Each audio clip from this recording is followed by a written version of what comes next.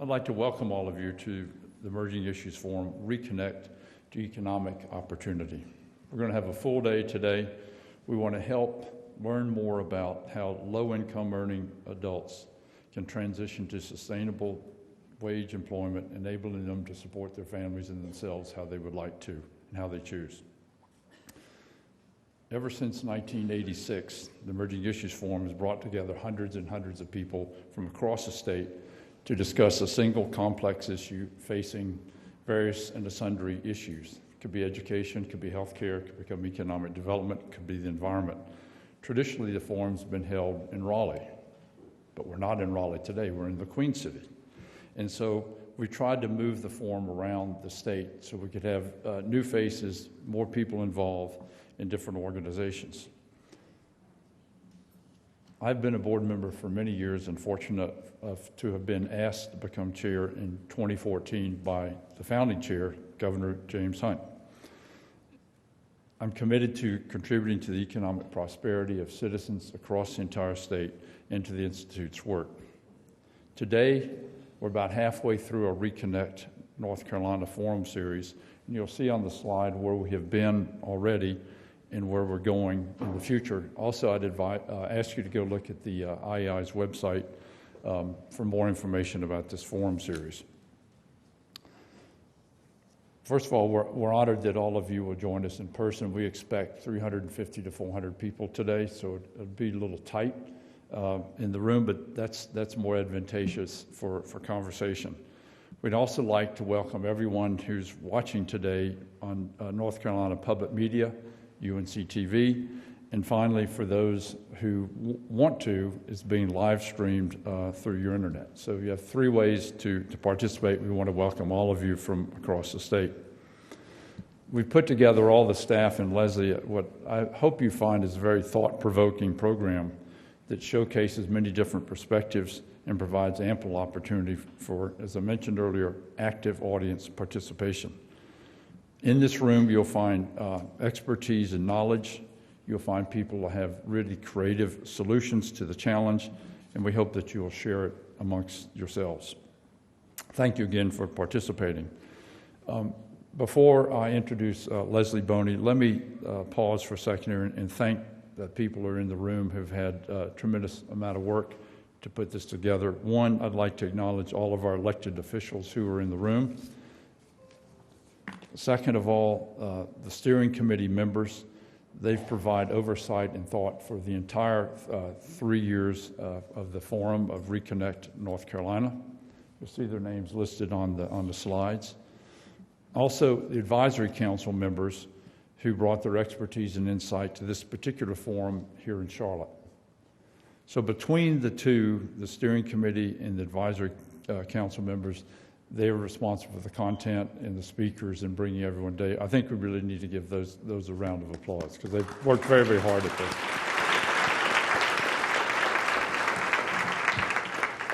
And then obviously we would not be here if it weren't for our sponsors. And the nice thing about all of these sponsors, they're very active, they're engaged in what we're doing.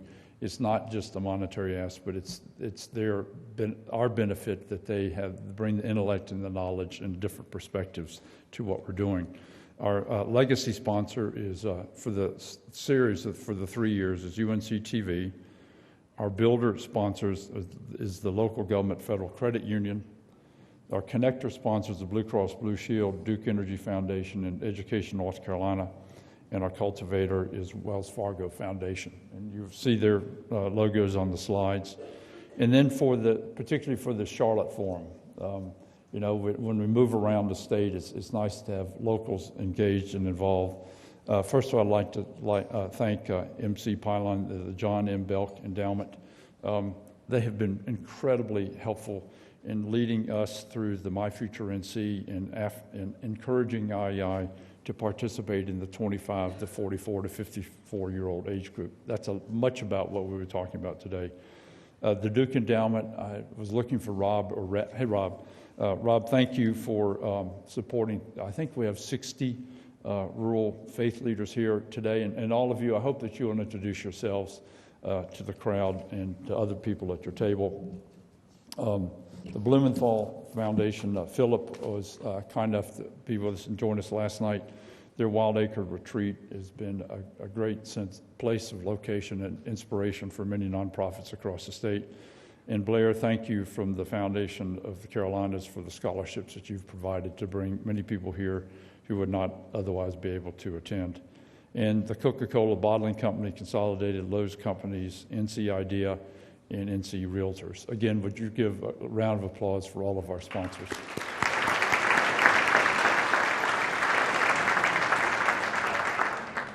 And before I depart and leave the podium, the next person standing to my left here, Leslie Boney. He's really done a tremendous job since taking over a number of years ago. He's a great leader. He's thoughtful. He's very visionary, and he just loves working for the Institute of Emerging Issues. So, Leslie, thank you very much.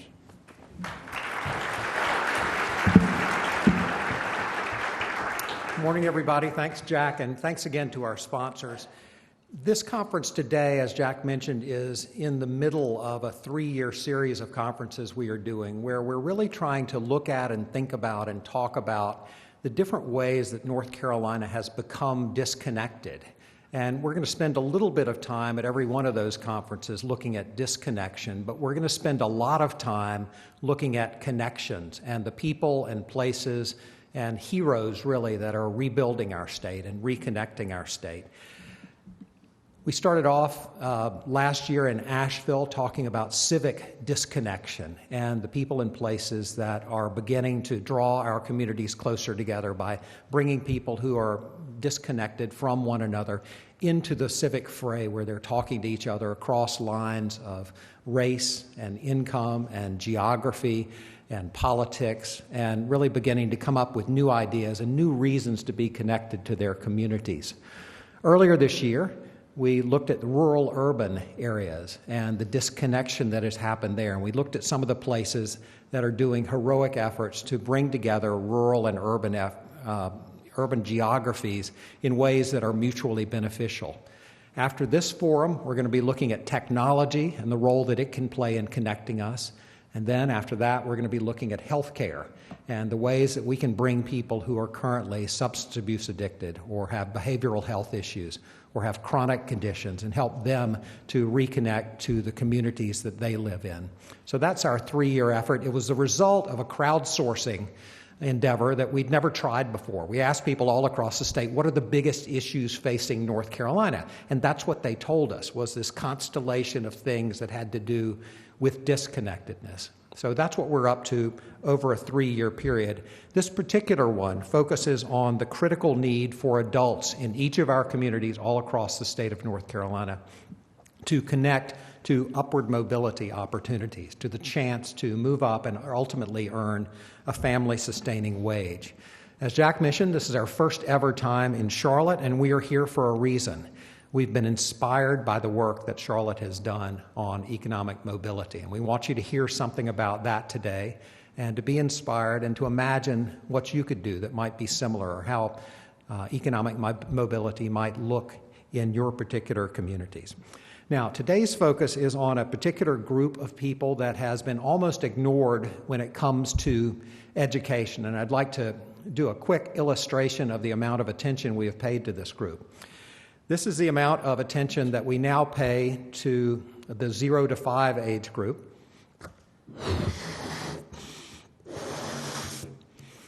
And this is so much more attention than we have ever paid to this age group, and it's thanks to the efforts of Governor Hunt and others who for years have been saying we have to pay attention to the 0 to 5 age group. Then, thanks to Representative Horn and some members of the General Assembly, we're now paying a lot more attention to people who are looking to get third grade reading.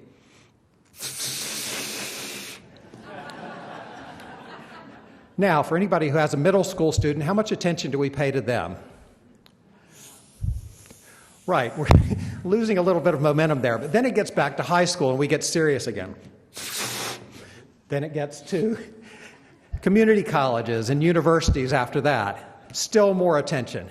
And then people reach the age of 25. And that's what we're about today, is talking about that age group and what we can do. A lot of people think once you get to the age of 25 that you should be totally on your own. It's a time when we lose interest in people's educational futures. We think that they should be able to figure it out.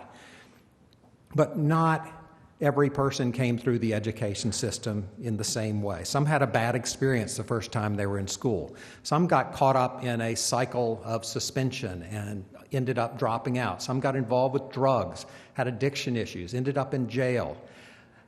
A lot of them thought they had enough education, and they got out, and it worked for a while. But then the market changed. They got involved in a low-wage job or two, and they're unable to support their families right now. They're stuck. They don't know how to fix it, and the system is a little bit hard for them to navigate.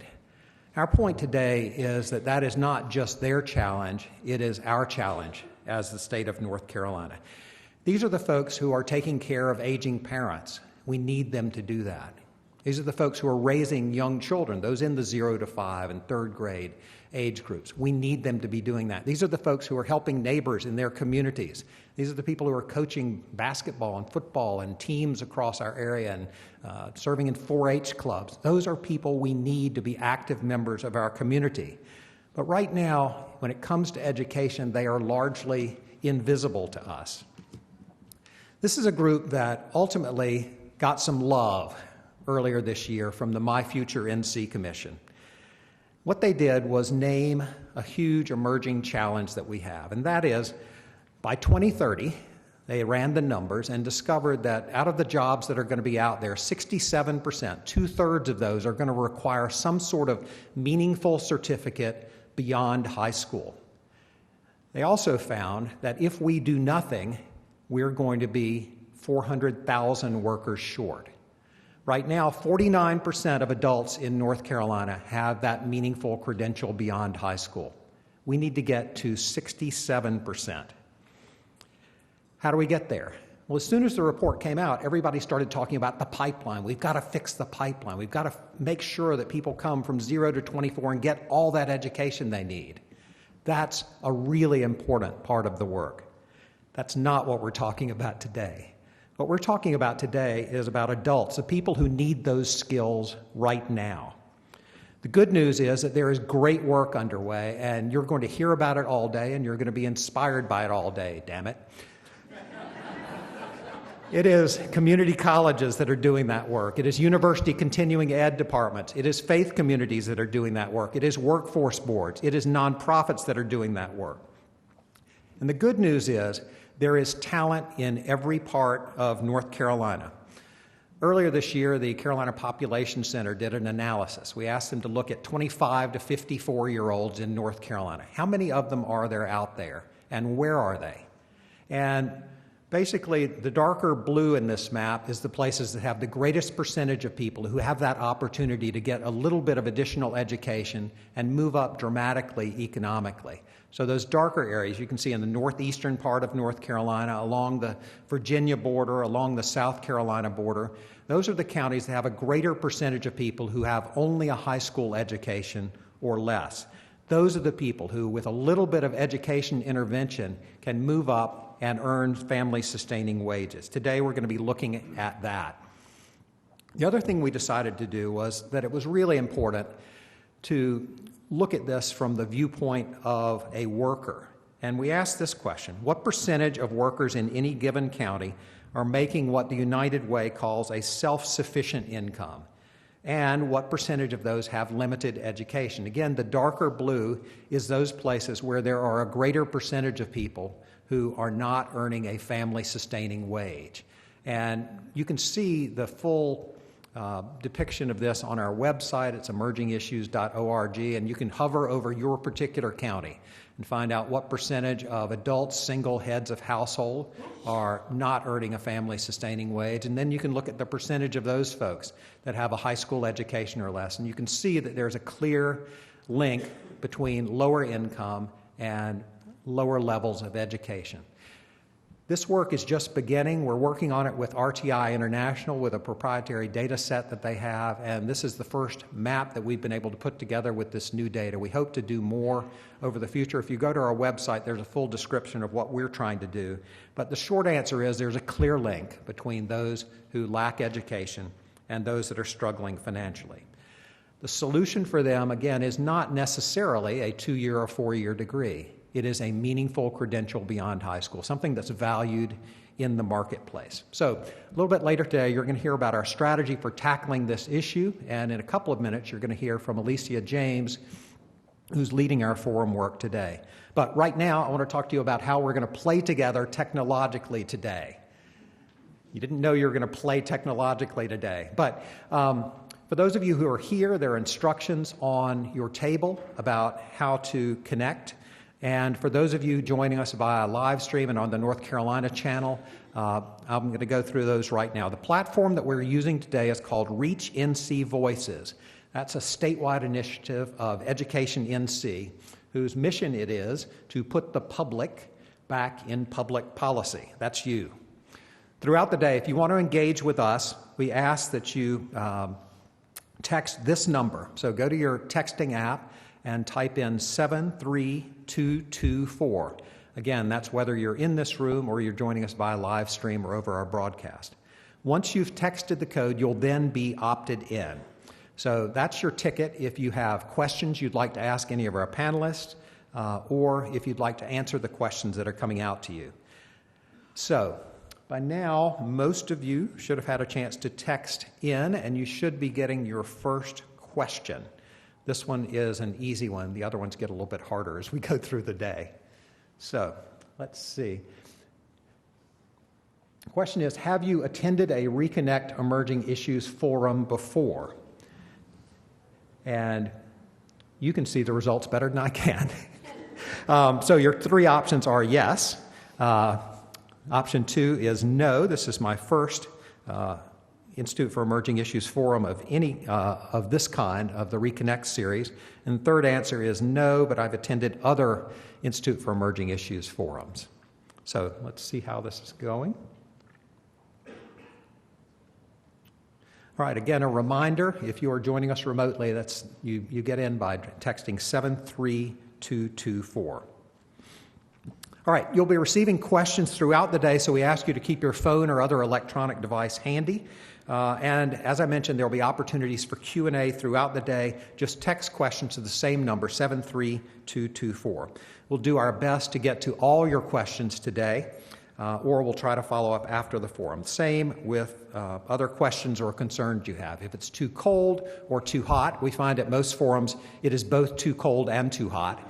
But if more of you who are hot band together, then we will turn down the temperature. So it's a great chance for coalition building. If you'd like to join us electronically, please, in your tweets or other communications, use the hashtag ReConnectNC. So hashtag ReConnectNC. Wi-Fi for those of you in the room. The notes are on your table. And we are going to be giving quick introductions of the people speaking today from here, but they are all ridiculously accomplished, and so we wanted to make sure you could find their full bios, and you do that by going to our website, emergingissues.org. That also will take you to our program. You should have a physical copy in front of you, but if you'd like to look at our program online, those of you who are not here, you can find the hashtags for everybody that's participating, and you can tweet at them. So, one final thing, there will be a prize at the end of the day for the person who tweets the most using our hashtag. Yes, we can track that, as scary as it is. But the person who tweets the most by the end of the day will receive a special prize at the end of this area.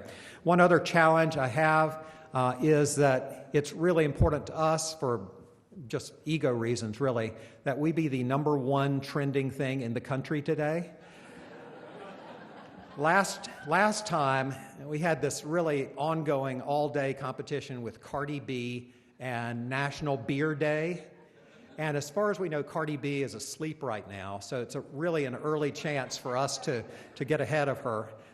And National Beer Day, I think, was in February, so I think we should be good, but we need you to help us to trend nationally in an important way. So it's now my pleasure to get the program going and introduce to the stage Alicia James, IEI's Policy and Program Manager. She's the one who put together today's program, and she's going to talk us through and walk us through what to expect today. Alicia's work at IEI focuses on community engagement, program development, and convening collaborative partnerships. Prior to this role, she spent more than a decade in public finance at the Office of State Budget and Management, the Administrative Office of the Courts, and working for the City of Alexandria, Virginia. You can see her full bio online, but she's been our lead thinker for the day. Please welcome Alicia James.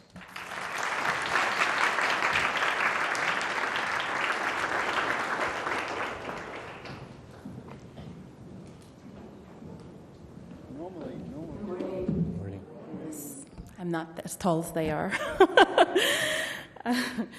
Many of us may be aware of economist Raj Chetty's national research study that assessed several of North Carolina's largest metro areas with some of the lowest mobility rankings in the country, with Charlotte's being the lowest. These findings demonstrate the need for a statewide conversation around connecting vulnerable community members to economic opportunities. And perhaps the best way to start is by examining IEI's approach to the issue. In our preliminary work, we encountered extensive research, programming, and attention dedicated to youth and intergenerational mobility. But it occurred to us that a comprehensive strategy to improve mobility has to include kids and adults. Research shows the importance of a two-generation approach to ending intergenerational poverty. Improving the economic trajectory of children in the long term also means improving the economic realities of adults in the short term. Our focus today is on those who are likely between the ages of 25 and 54. They likely spent considerable time in the workforce, and despite that, remain stuck in low-wage jobs, experience chronic financial instability, and are unable to connect to career pathways. Once upon a time, earning a family-sustaining wage with a high school diploma or less wasn't unusual. But in the latter half of the 20th century, automation, globalization, and the need for upskilling fundamentally restructured the economy. These forces also redefined economic opportunity by favoring workers with higher skill levels. This new economy removed clear pathways for low-wage workers to advance, and it also put a premium on post-secondary education, since 2 out of 3 jobs now demand at least some education or training beyond high school. There are several different paths that can lead to career advancement, and today we will explore a single one that has 3 critical components. The first is access to community networks that provide holistic support, which stabilizes individuals by removing barriers such as affordable housing, transportation, and childcare, to name a few. These barriers keep people in states of perpetual economic insecurity, which makes it impossible to pursue the skill enhancements needed to escape low-wage work and get ahead. Education is key to any viable path towards career advancement. Wages are largely driven by education attainment, so economic destinies can shift dramatically when adults receive the access and support they need in order to obtain in-demand skills that prepare them for higher-paying jobs with career potential. Lastly, employers that invest in their workforces and create career advancement opportunities for employees are essential. Although today's conversation is focused on adults and low-wage jobs looking to advance in their careers and earn higher incomes, a wide-angle lens is equally important. If we step back, we see that connecting people to sustainable wage employment has ripple effects throughout the economy. Individuals and their families will see improved living standards, and local employers will have access to a talent pipeline that meets their needs. When more people earn higher wages, they have more disposable income to contribute to the local economy. While being disconnected from opportunity is a problem for some of us, the impact of reconnecting to opportunity has benefits for all of us. In order to promote opportunity, we have to help motivated workers connect to community supports, obtain marketable skills, and gain access to quality jobs. All of us, whether in government, business, higher education, philanthropy, community, or faith-based organizations, we all have unique roles to play in creating opportunity pathways for those who don't see an obvious route from where they are or have difficulty getting there on their own. And that's why we're here today. We're here to connect with the expertise, examples, and experiences of others. And we're here to share our stories as well. We're here to figure out which systems help and which systems hinder those who we're trying to assist.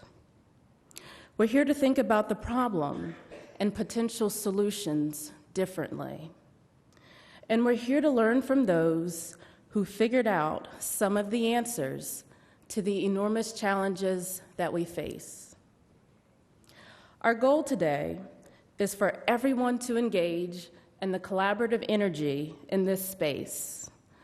It's imperative that we take new ideas and lessons learned back into the communities where we live and work so that each of us can contribute to forward progress in reconnecting all community members to economic opportunities.